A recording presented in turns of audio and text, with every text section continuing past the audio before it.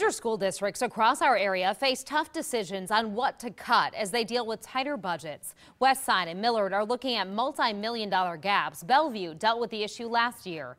KMTV reporter Nick Starling talked to education leaders who say the problem lies with the state's school aid formula.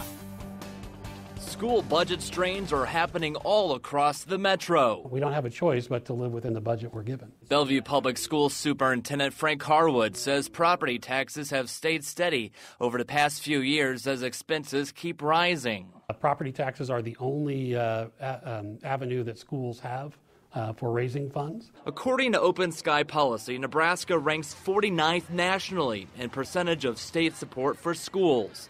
The current formula relies heavily on local property taxes, and that's a problem for a landlocked district like Bellevue because they don't have any room to grow. Our enrollment is flat, and we don't have areas for more building. It's the same position Westside is in. Earlier this week, the school board had a meeting discussing over $4 million in cuts. We have a revenue challenge. As a landlocked district with aging infrastructure, knowing that many of our homes and the commercial valuation we have were properties that were built in the 50s and 60s, that lifespan is just sort of at that point to begin to flip over.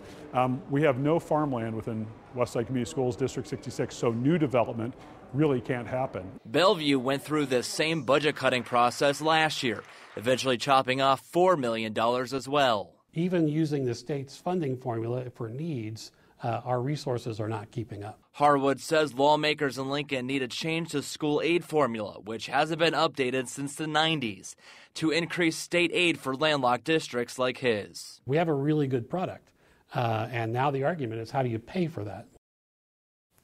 Nick Starling reporting. Millard School District is also facing a budget challenge. They tell Nick most of their land is developed, so they do not have a large number of houses with property taxes coming on the tax roll. They've had several years of flat property taxes, and they lost $5.6 million in anticipated state aid.